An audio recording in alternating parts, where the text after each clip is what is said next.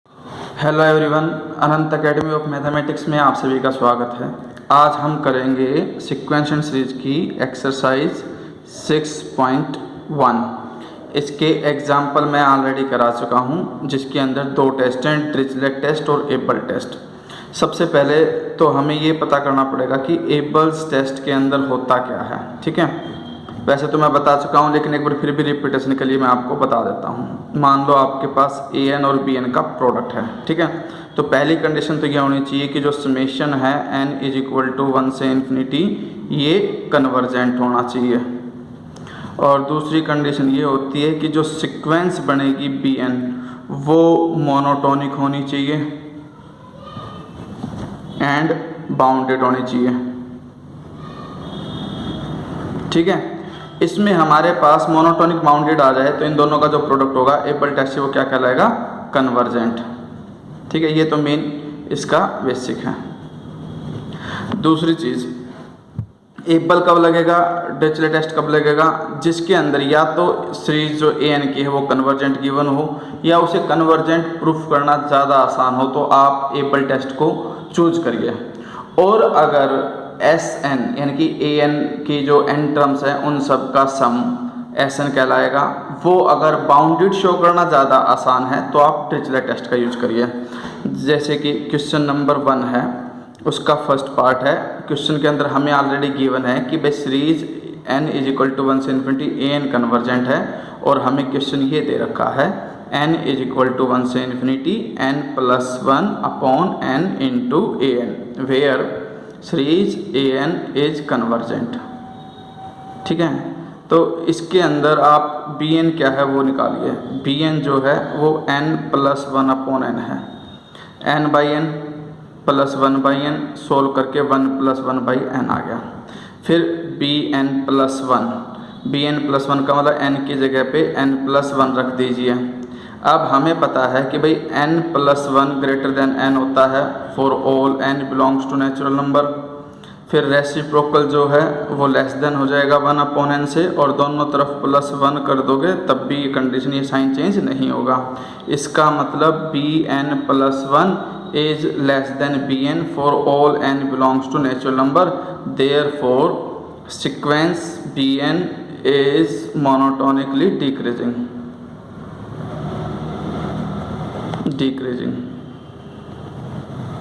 ठीक है, अब बाउंडेड शो करना है। बाउंडेड के लिए आप क्या करो, पहले तो b1 निकालो, n की वैल्यू 1 रखोगे, 2 आ गई।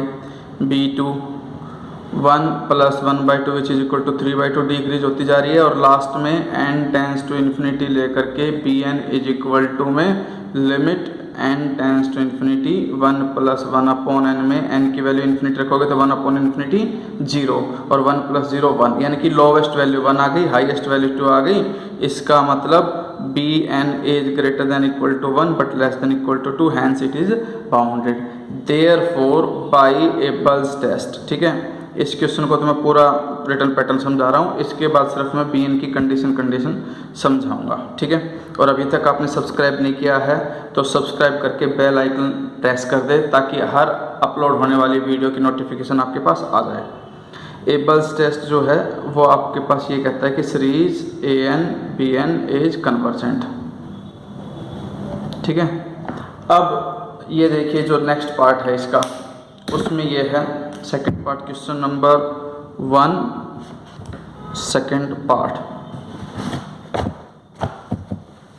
वो आपको गिवन है series n is equal to 1 से infinity 1 upon n a n. ठीक है, तो a n convergent already given है, बस आपको ये बाउंडेड शो करना है। ये इजीली आप कर सकते हो, कोई दिक्कत नहीं है। बी एन निकालो, बी एन प्लस 1 निकालो, इसमें मोनोटोनिकली डिक्रीजिंग होगी और लिमिट इन्फिनिटी रखने पे 0 हो जाएगा, तो वो बाउंड हो जाएगा 0 से 1 के बीच में।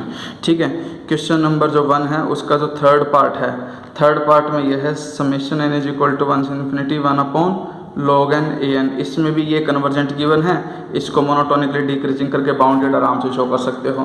लेकिन इसके जो फोर्थ और फिफ्थ पार्ट है, अगर वो आपने करके नहीं देखे तो 100% आपसे वो नहीं होंगे, क्योंकि इसके अंदर एक खास चीज़ ये है कि n की पावर 1 बाई n को आप बिना किए प्रूफ नहीं कर सकते कि ये मोनोटोनिकली डिक्रीजिंग है तो कैसे है और बाउंडेड है तो कैसे है। इसमें मोनोटोनिकली डिक्रीजिंग शो करने का एकदम बिल्कुल अलग पैटर्न है, तो उसे ध्यान से देखिए।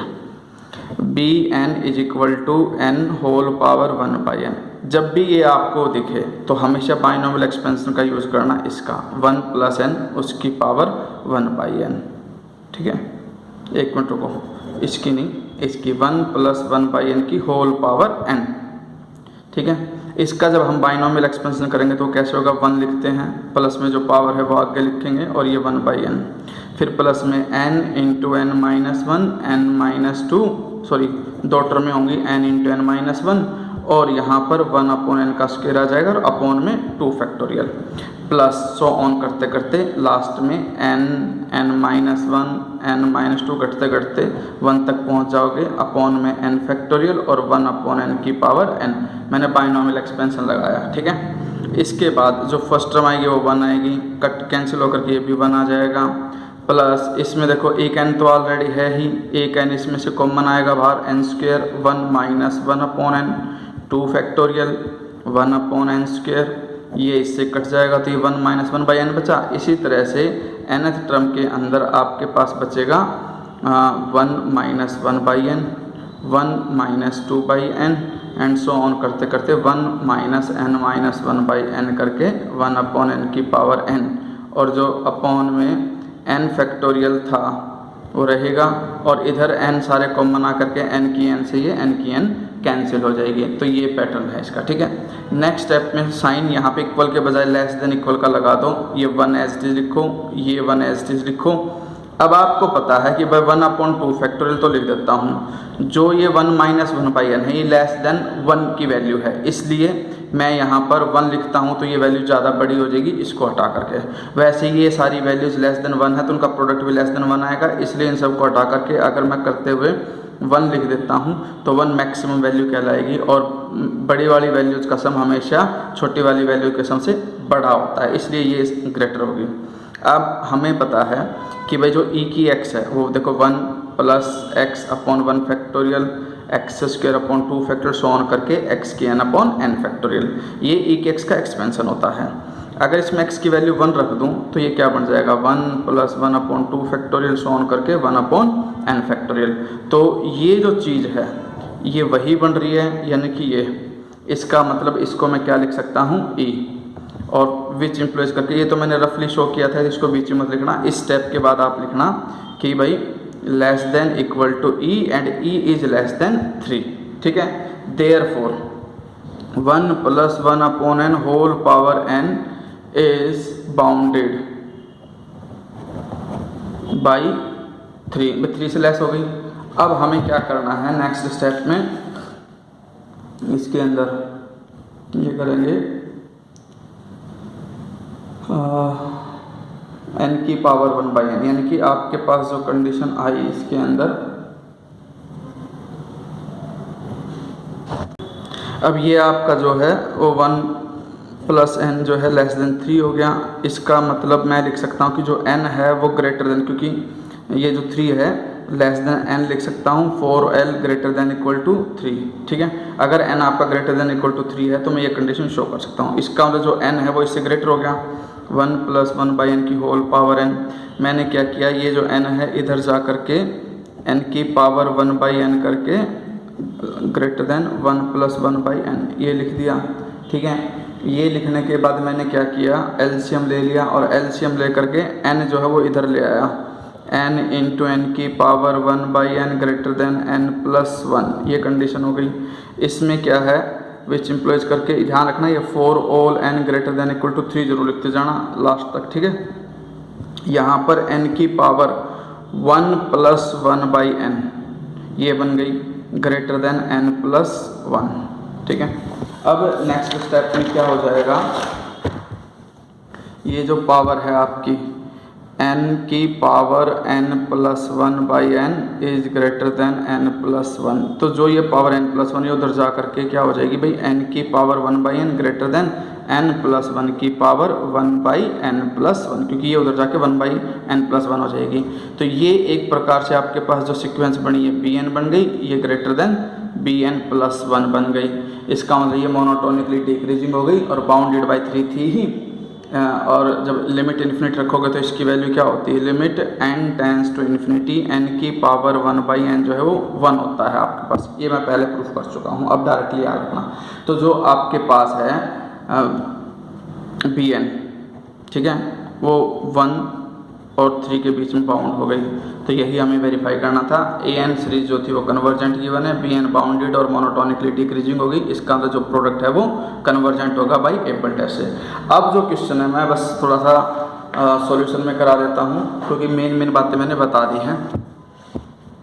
अब जैसे कि इसका फिफ्थ पार्ट है 1 + 1/n की होल पावर n, तो यहाँ पर bn is decreasing sequence of non negative terms which is bounded below by 3। Same ऊपर वाले केस से हम प्रूफ कर चुके थे इसको कि बाउंडेड बाई 3 है, तो an कन्वर्जेंट है ही, तो दोनों का प्रोडक्ट क्या हो जाएगा, कन्वर्जेंट हो जाएगा। ठीक है, अब जैसे कि ये आ रहा है कि show that the series n = 1 से infinity -1/2 whole power n - 1 × 1/n। ठीक है, ये माना an, ये माना bn।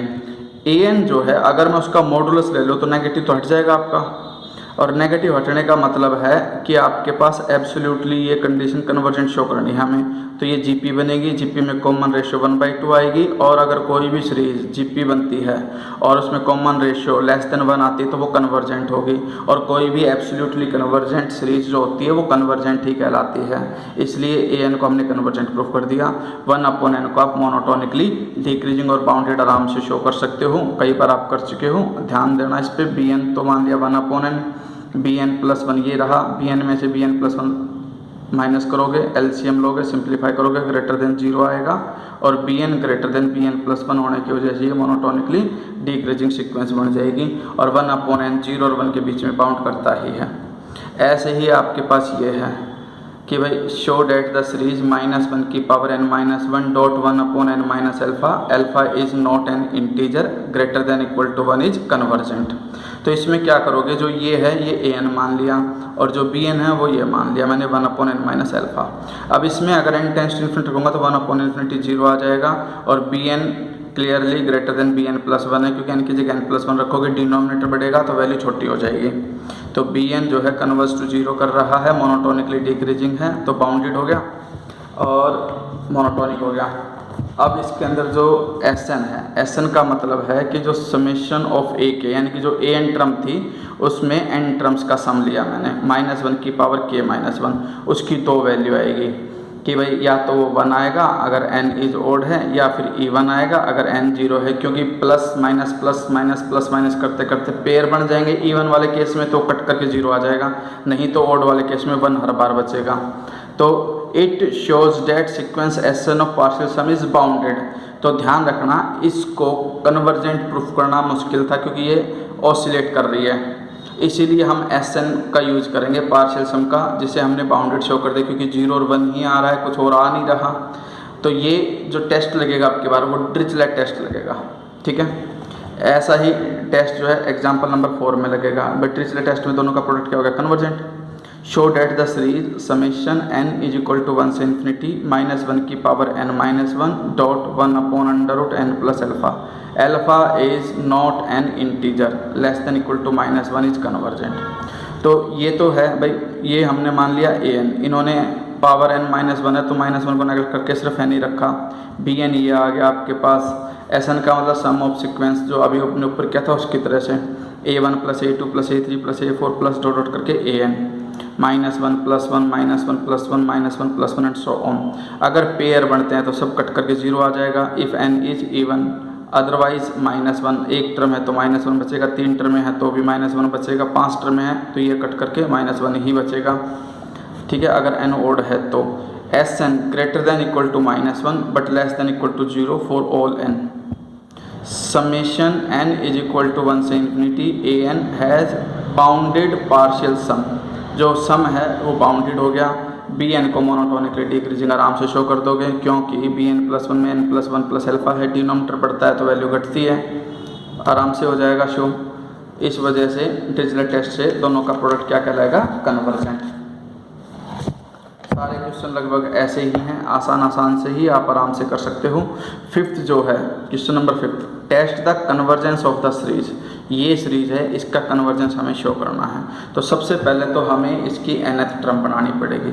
अब nth टर्म अगर हम ध्यान से देखें 1/1 का स्क्वायर, 1/2 का स्क्वायर, 1/3 का स्क्वायर, 1/4 का स्क्वायर, यानी कि इसको मैं इस फॉर्म में लिख सकता हूँ समेशन n = 1 से इन्फिनिटी प्लस माइनस है तो -1 की पावर n-1, ये 1/1, 1/3, 1/5, 1/7 है तो 1/2n-1 और 1/n²। ठीक है, तो an तो आपके पास ये हो गया भाई, जो an है वो -1 की पावर n-1 इंटू में 1/n² ले लिया, और ये टर्म जो है आपने क्या ले ली, bn।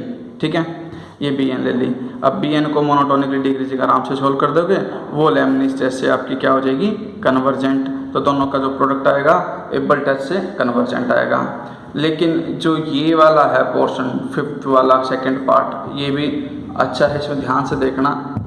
ये दो चीज़ें ली हैं, जो गिवन सीरीज है इसके लिए आपको स्पेशल केस है, याद रखना पड़ेगा कि ये दोनों सीरीज कैसे बनी, कि भाई 1 - 1 1/2 -1/2 1/3 -1/3 एंड सो ऑन इक्वेशन 1, और फिर दूसरी कंडीशन 0 1/2 1/2 2/3 2/3 3/4 3/4। इन दोनों को मल्टीप्लाई करके देखना, फर्स्ट वाली टर्म को फर्स्ट के साथ, सेकंड वाली सेकंड के साथ। इन्होंने लिखा है the given series can be obtained by multiplying the terms of the series with the term of the sequence. Series की टर्म्स को सीक्वेंस की टर्म से मल्टीप्लाई करके ही आपके पास वो सीरीज बनेगी।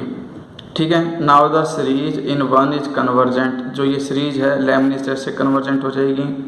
2 इज मोनोटोनिक, जो 2 है वो मोनोटोनिक और बाउंडेड है क्योंकि घटती जा रही है, और 0 से लेकर के लास्ट में जा करके वो 1 को कभी क्रॉस नहीं करेगी, क्योंकि हर बार न्यूमिनेटर लेस देन है डिनोमिनेटर से, तो 0 और 1 के बीच में बाउंड हो जाएगी, तो एबल टेस्ट से कन्वर्जेंट। ठीक है, क्वेश्चन नंबर 6 और 7, ये दो बहुत ही इम्पोर्टेंट क्वेश्चन हैं, इनको ध्यान से देखना।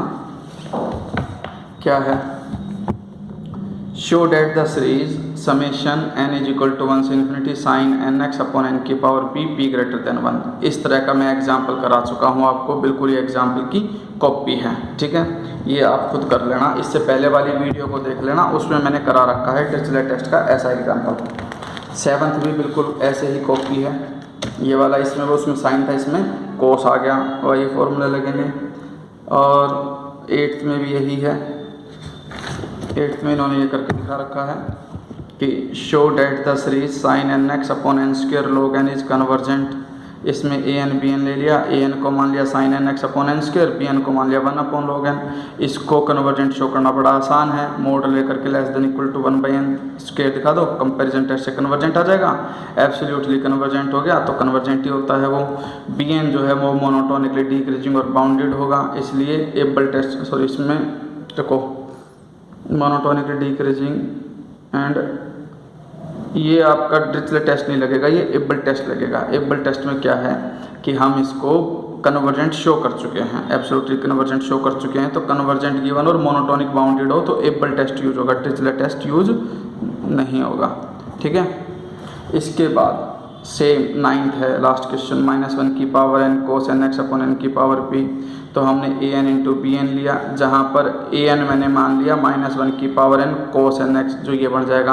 और इस जैसा बिल्कुल एक सेम टू सेम एग्जाम्पल इससे पहले वाली वीडियो में आपके पास मैं करा चुका हूँ, आप उसको देख लीजिए। ठीक है, इस तरह से आपकी ये 6.1 ख़त्म हो गई है। इसको अच्छे से करना, 100% इसमें से एक क्वेश्चन ज़रूर आएगा।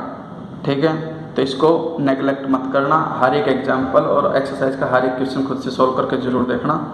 और कोई भी क्वेरी हो या कुछ डाउट हो या कुछ पूछना हो या कहना हो, आप प्लीज़ कमेंट करके ज़रूर बताएं, ज़्यादा से ज़्यादा शेयर करें। Thank you.